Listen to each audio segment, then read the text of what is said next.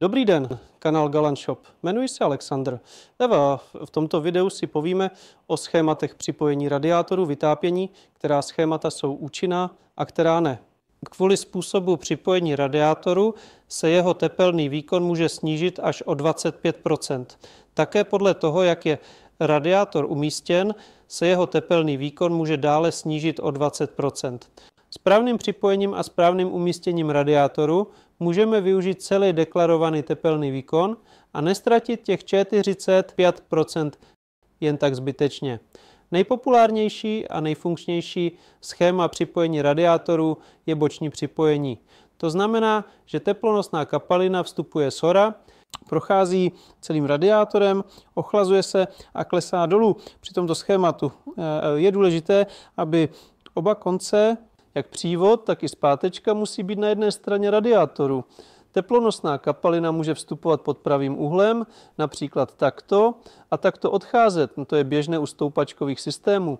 Nebo může procházet přes rohové ventily, tedy zde může jednoduše vést trubka tímto způsobem spodního ležáku. Pokud nechcete, aby byla tato trubka vidět, můžete ji jednoduše zasekat do zdi a schovat. Stačí otočit ventily tímto způsobem. Toto schéma má naprosto nulové tepelné ztráty a proto bude mít radiátor stejný tepelný výkon, jaký je uveden v technickém listu. Nevýhodou tohoto schématu je, že u radiátorů s velkým počtem sekcí, tedy těch dlouhých harmonikových radiátorů, není možné instalaci provést, protože tlak do horního pravého rohu a obecně k posledním sekcím často jednoduše nedosáhne. Druhé schéma připojení radiátoru je diagonální připojení, tedy když z jednoho konce vstupuje horký teplonosný médium, prochází radiátorem, ochlazuje se, klesá dolů a následně na druhém konci vystupuje z radiátoru, tedy pohyb teplonosného média probíhá diagonálně skrz radiátor. Toto schéma není vždy praktické, protože vyžaduje trubku vedoucí od hlavního ležáku, která bude viditelná. Samozřejmě je možné také otočit ventily a zasekat trubku do zdi.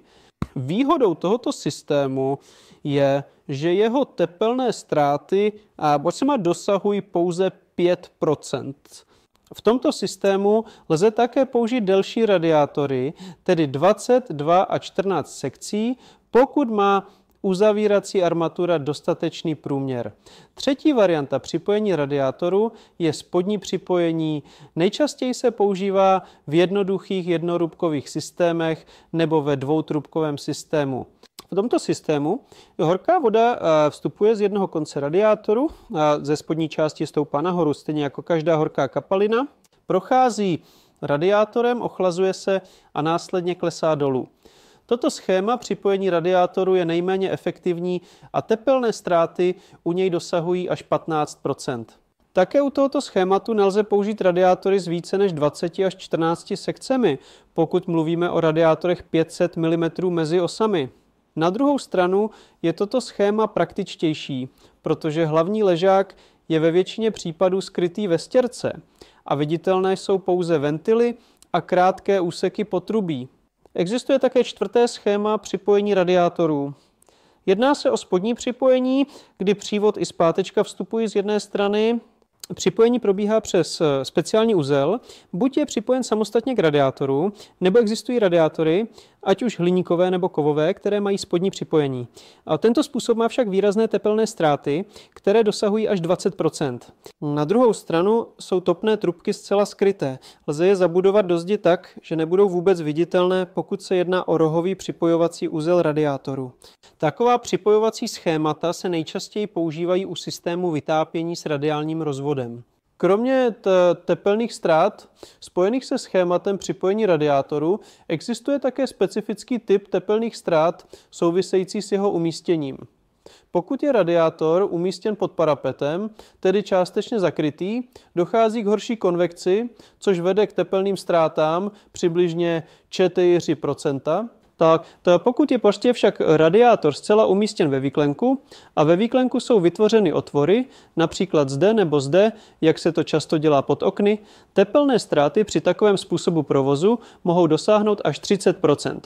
To je tedy také důležité zohlednit při navrhování topného systému a výpočtu radiátorů.